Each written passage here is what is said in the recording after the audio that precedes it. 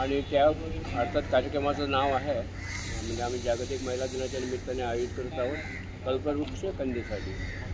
मुंबईतील सृजन ही संस्था यांच्या सहकार्याने आणि त्यांच्या म्हणजे तो ग्रुपच येतो इथं आणि तो तिन्ही ठिकाणी परफॉर्म करणार आहे आणि आम्ही प्रेस कॉन्फरन्सला आपली प्रेस नोट दिलेली आहे, त्यामध्ये सगळी नावं आहेत आणि त्या दृष्टीने हा कार्यक्रम जागतिक म्हणजे महिलांसाठी म्हणजे महिलांनी मोठ्या संख्येने यावं आणि पी सावळाराम म्हणजे ज्यांना आम्ही जनकवी म्हणून ओळखतो, ज्यांचं नाव जनकवी म्हणून म्हणजे परिचित आहे असे गीतकार पी सावळाराम यांच्या गीतावर आधारित त्यांचं भावविश्व म्हणजे उलगडून दाखवणारा हा कार्यक्रम आहे आणि सगळी जुनी हिट गाणी म्हणजे मी म्हणेन की मराठी गीताचा सुवर्णकाळ एक 3 दिवस मडगाव, पणजी आणि साखळी येथे अवतरण्याची म्हणजे अवतरेल असं म्हणता येईल, कारण ही सगळी गीतं आणि एक त्यांचा प्रवास पी सावळाराम यांचा गीताचा म्हणजे त्यांनी गीतं कशी केली, कशी भावाच्या म्हणजे महिलाचं भावविश्व त्यांनी कसे उलगडत गेले हे सगळं अगदी उलगडून सांगणारा कार्यक्रम आहे आणि विशेष करून महिलांनी या कार्यक्रमाला मोठ्या संख्येने यावं असं आमची विनंती आहे आणि आम्ही आवाहन करतो आहोत। त्यामुळे त्या दृष्टीने आणखी या कार्यक्रमाचं आणखी एक वैशिष्ट्य असं की आम्ही या कार्यक्रमात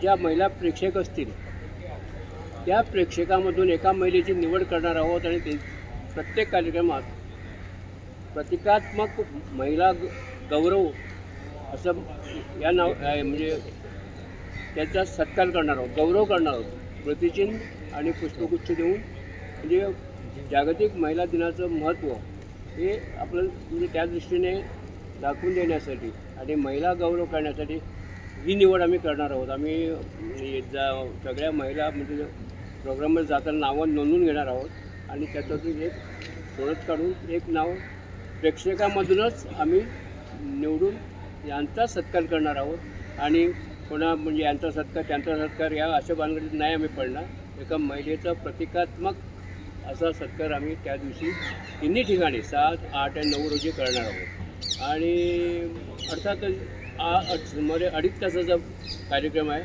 आणि त्याच्यात एक 20-22 कलाकार भाग घेतील चांगले।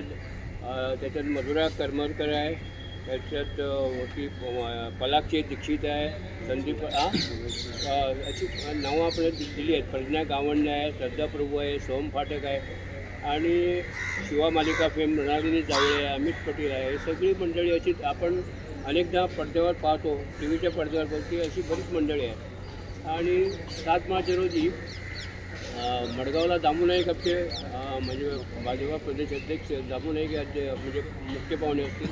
इथं आम्ही पणजीला कला आणि संस्कृती मंत्री गोविंद गावडे यांना निमंत्रित केलं आहे आणि ह्याला कुठं साखळीला अर्थातच chief minister Pramod Sawant, doctor Pramod Sawant हे उपस्थित असतील। सो असा एक कार्यक्रमाची रूपरेषा आपल्यापुढे ठेवली आहे। आपल्याला काही विचारायचं असेल तर विचारा। नावं सांगा कोण कोण? ओळख करून द्या। मी वामन प्रभू, अध्यक्ष गोवा मराठी पत्रकार संघ, सुभाष चक्र नाईक, सरचिटणीस गोवा मराठी पत्रकार संघ, सुरेश नाईक, उपाध्यक्ष गोवा मराठी पत्रकार संघ आणि सगळं निवडणुकीतून निवडून आलेली सगळी मंडळी आहे। आपलं हा आहे विठ्ठल पागोडकर आहे, इथं नितीन कोरगावकर आहे। वेळ कसा आहे? वेळ मडगाव आणि पणजीला 8 वाजता सुरू होणार प्रोग्राम। साखळीला साखळीला 7:30 इथं 7:30लाच आम्ही करणार होतो, पण मला माझ्या माहितीप्रमाणे इथं काय तर संध्याकाळी 2 ते 6:30पर्यंत काय तियात्र आहे आणि तियात्राची मंडळी बाहेर पडल्याशिवाय काय तो 1.5 तास त्याच्यात जाणारच। माझ्या प्रवेशिका संदर्भात प्रवेशिका आम्ही अर्थातच मडगाव आणि पणजीला काही आपले डोनेशनवाले म्हणजे देणगीदारासाठी आम्ही काही जागा राखून ठेवल्या आहेत आणि उद्यापासून आम्ही प्रवेशिका काउंटर इथे उपलब्ध करणार आहोत इथे आणि रवींद्र भवनला आणि साखळी रवींद्र भवनला हा सगळ्यासाठी प्रवेश खुला आहे। इथं आम्ही काही आमचे प्रायोजक आहेत, देणगीदार आहेत, त्यांच्यासाठी आम्ही काही मधल्या जागा आहेत ना तिथं म्हणजे राखून ठेवलेल्या आहेत. बाकीचे मोफत असणार. हां, बाकीचे मोफत असतात. त्यापासून इथं प्रवेशिका उपलब्ध आहेत, म्हणजे कला अकादमी आणि रवींद्र भवन. प्रथम येणाऱ्याच प्रथम या सवलत्या दिल्या जातात. आणि त्या काढलं